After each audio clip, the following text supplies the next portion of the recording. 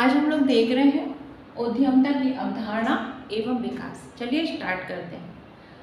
एक उद्यमी द्वारा किया गया कार्य, ये क्या कहलाता है? उद्यमता कहलाता है। यानी कि उद्यमता क्या है, बात करें अगर, तो उद्यमता किसी भी व्यक्ति द्वारा, ठीक है, कोई व्यक्ति जो कोई बिजनेस स्थापित कर रहा है, ठीक है, किसी संगठन की स्थापना कर रहा है, तो वो क्या कहलाता है? उद्यमी कहलाता है। जिसमें वो स्वयं तो लाभ प्राप्त करता ही है, साथ ही उसमें जो कार्य संगठन में कार्यरत जो अन्य व्यक्ति हैं, अन्य लोग हैं, ठीक है, उनके लिए भी अगर बात करें तो रोजगार उपलब्ध कराता है। तो ऐसा व्यक्ति क्या कहलाता है? उद्यमी। ठीक है, तो किसी उद्यमी द्वारा किया गया कोई कार्य, ठीक है, किसके द्वारा? उद्यमी द्वारा। उद्यमी द्वारा किया गया जो कार्य है वो क्या कहलाता है? उद्यमता कहलाता है। ठीक है, उद्यमता कहलाता है। अगर हम देखें उद्यमता, तो उद्यमता क्या है? तो उद्यमता एक आर्थिक क्रिया है। कैसी क्रिया है? आर्थिक क्रिया है, क्योंकि इसके दौरान हमें जो है वो क्या प्राप्त होता है? धन प्राप्त होता है। उद्यमता जो है हमारे देश के विकास में भी सहायक होती है। ठीक है, तो अगर देखें उद्यमता क्या है? उद्यमता एक आर्थिक क्रिया है। अगर बात करें किसी भी व्यवसाय का प्रमुख उद्देश्य मेनली क्या होता है? सिर्फ और सिर्फ लाभ कमाना होता है। चाहे वो कोई सा भी व्यवसाय हो, उसका जो अगर देखें प्रमुख उद्देश्य क्या है? समाज सेवा बिल्कुल नहीं होता। अगर कोई बिजनेस है तो उसका प्रमुख उद्देश्य क्या होगा? सिर्फ और सिर्फ लाभ कमाना प्रारंभिक उद्देश्य होता है। ठीक है, वो मार्केट में आता ही इसलिए है क्योंकि उसको क्या कमाना होता है? लाभ कमाना होता है। तो किसी भी व्यवसाय का प्रमुख उद्देश्य क्या है? लाभ कमाना होता है। परंतु जब लाभ कमाने के साथ साथ, ठीक है, परंतु जब लाभ कमाने के साथ साथ जो व्यवसायी है यानी उद्यमी है, वो नए नए तरीकों से, ठीक है, नए नए तरीकों से जो संसाधन है उनको एकत्र करता है, जोखिम उठाता है, तो ये क्रिया क्या कहलाती है? उद्यमता कहलाती है। ठीक है, कोई भी क्रिया किसी व्यक्ति द्वारा किया गया कोई कार्य उद्यमता कब कहलाता है? जब कोई व्यक्ति जो मार्केट है, ठीक है, उसमें उपलब्ध जो संसाधन है उनको एकत्रित करता है, उनका अगर बात करें उनकी कुशलता में किस तरीके से वृद्धि करता है, जोखिम उठाता है, क्योंकि उसको आगे ऐसा नहीं है कि प्रॉफिट ही प्रॉफिट हो, उसको लॉस भी हो सकता है, विभिन्न प्रकार की परेशानियों का भी सामना करना पड़ सकता है। ठीक है, तो इसके लिए भी उसे व्यक्ति को सजग रहना पड़ता है।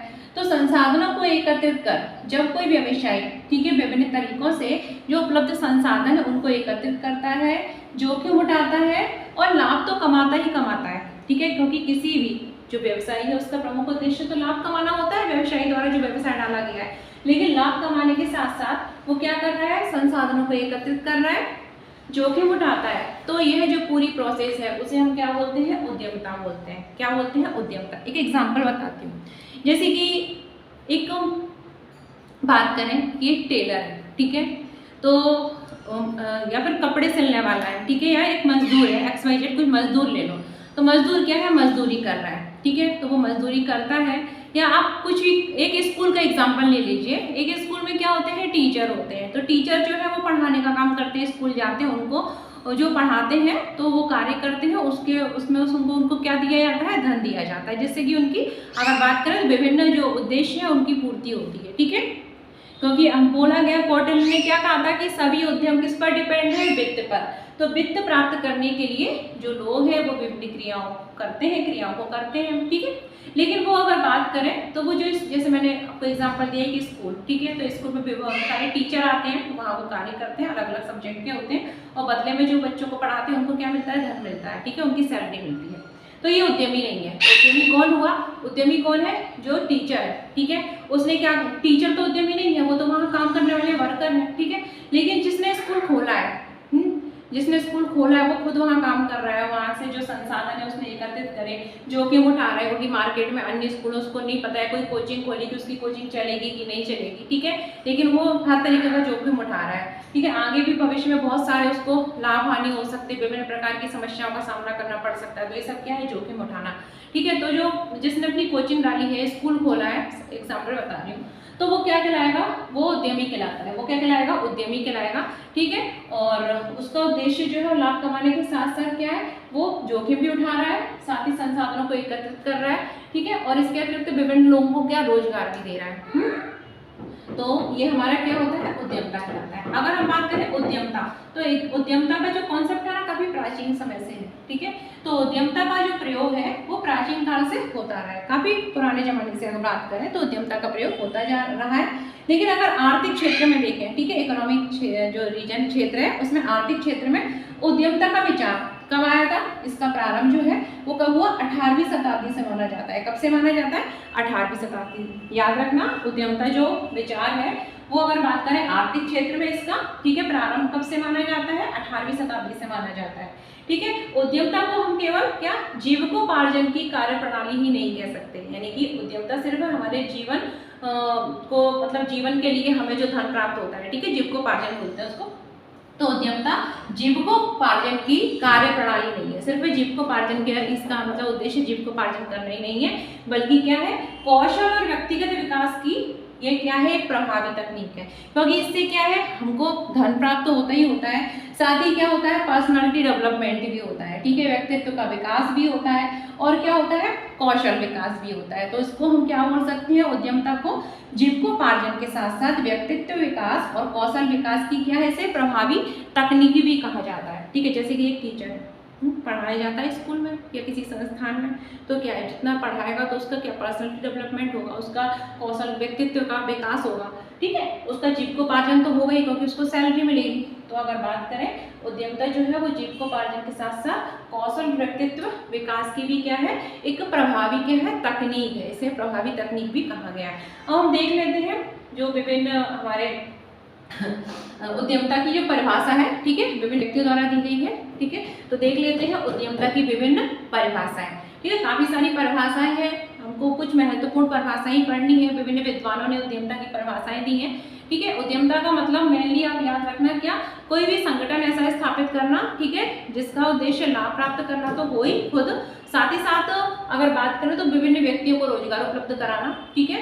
ये क्या है? एक उद्यमी जो है वो उद्यमता के द्वारा विभिन्न व्यक्ति को क्या रोजगार भी उपलब्ध कराता है, ठीक है। अब हम देख लेते हैं कि उद्यमता की परिभाषा क्या है। कई जो विद्वान है उन्होंने उद्यमता की अलग अलग परिभाषाएं दी हुई हैं।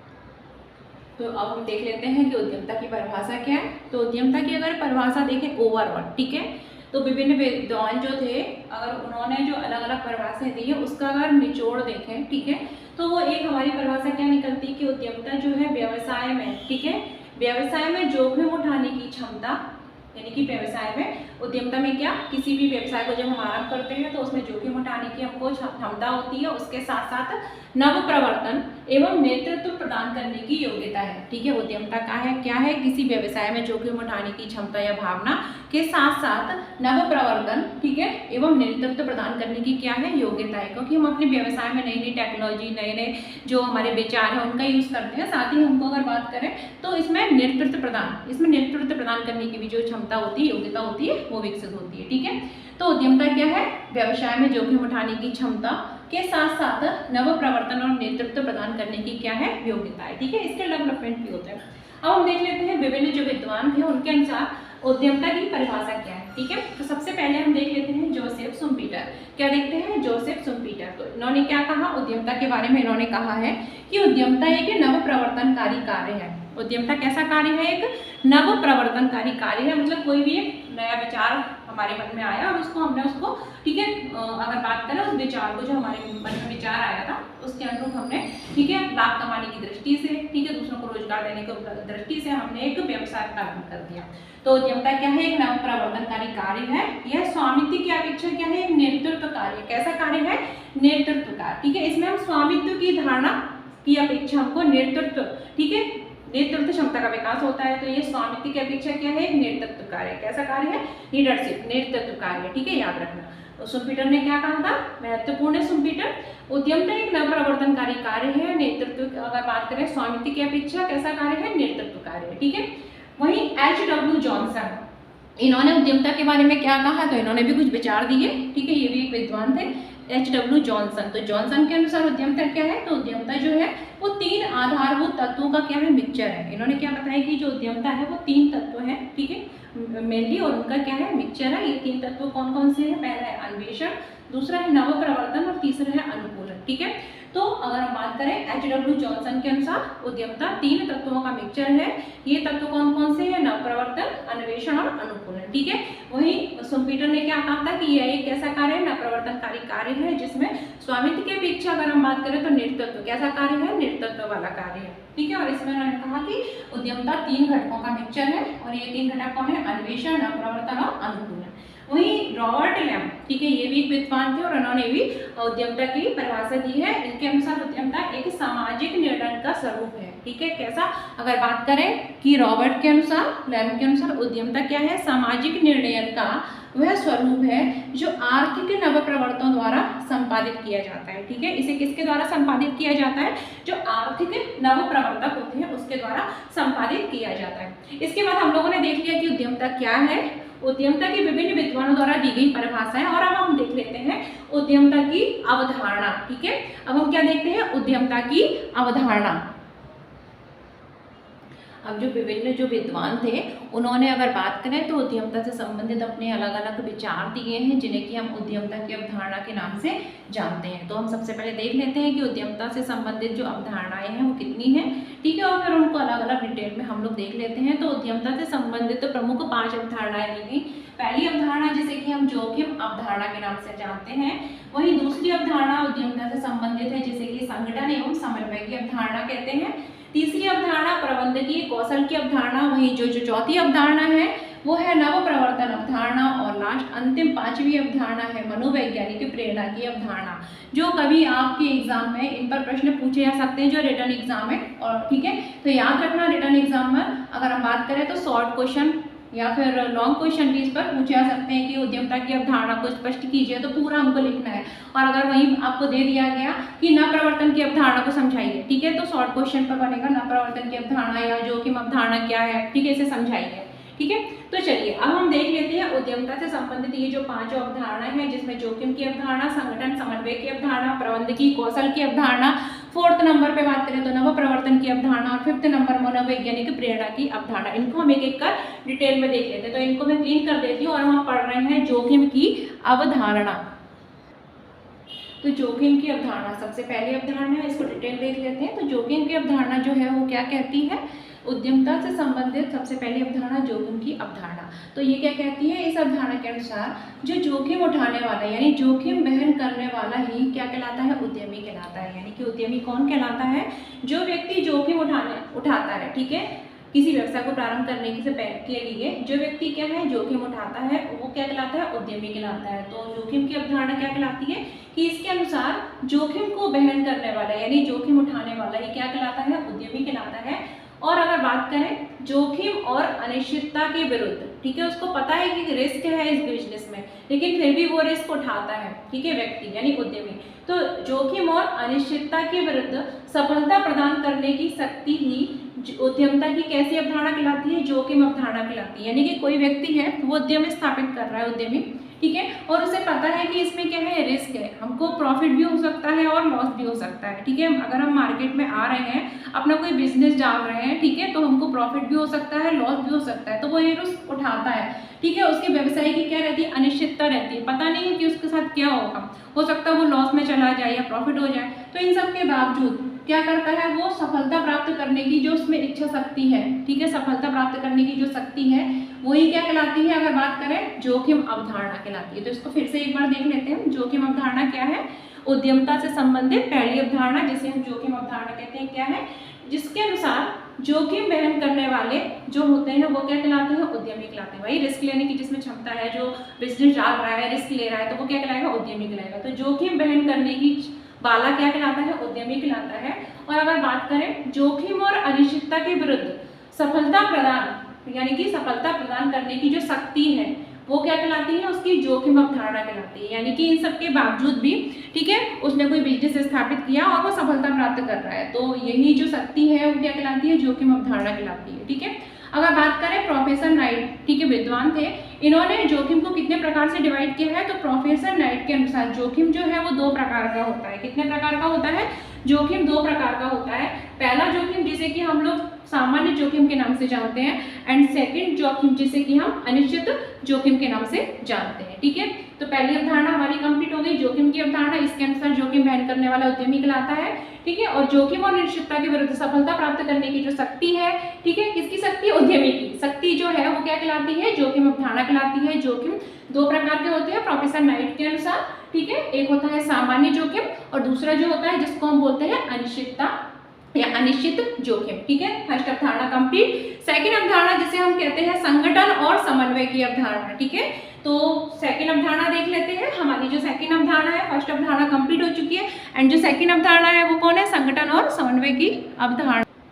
हमारी अगली अवधारणा है, ठीक है, संगठन और समन्वय की अवधारणा। पहली अवधारणा हमने देख ली जोखिम की अवधारणा, और जोखिम देख लिए दो प्रकार के होते हैं, सामान्य जोखिम, ठीक है, निश्चित जोखिम। अब हम देख लेते हैं अगली अवधारणा उद्यमता से संबंधित, जिसे कि हम संगठन और समन्वय की अवधारणा के नाम से जानते हैं। तो देख लेते हैं इस अवधारणा में क्या कहा गया था उद्यमता के बारे में।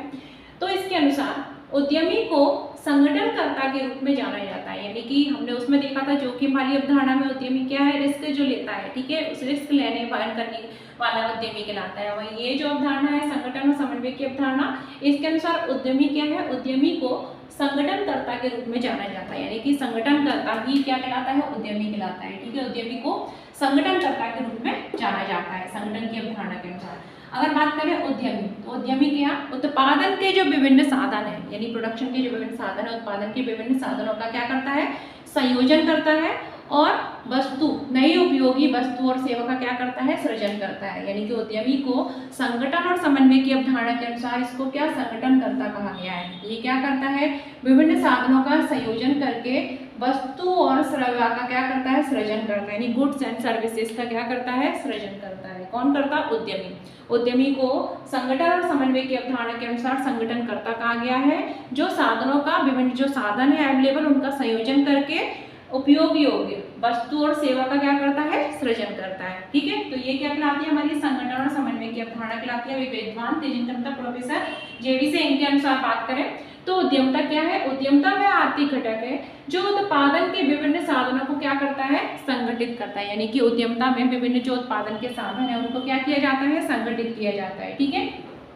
तो उद्यमता क्या है, उद्यमता वह आर्थिक घटक है जो उत्पादन के जो विभिन्न साधन है उनको संगठित करता है। और उद्यमी हमने देख लिया, उद्यमी क्या है, इस अवधारणा के अनुसार उद्यमी संगठन करता है, जो क्या करता है, उपयोगी, मतलब नई नई उपयोग योग्य वस्तु और सेवाओं का सृजन करता है, विभिन्न जो साधन है उनको संगठित करके, संयोजन करके। और ये जेबी से जो प्रोफेसर थे, इन्होंने उद्यमता क्या है, उद्यमता वह आर्थिक घटक है जो उत्पादन के विभिन्न साधनों को क्या करता है, संगठित करता है। देख लिया इनके अनुसार उद्यमी और उद्यमता क्या है। अब हम अगली जो अवधारणा है उद्यमता से संबंधित, थर्ड अवधारणा, पहली जोखिम की अवधारणा, दूसरी संगठन और समन्वय की अवधारणा एंड थर्ड अवधारणा है प्रबंधकीय कौशल की अवधारणा, ठीक है।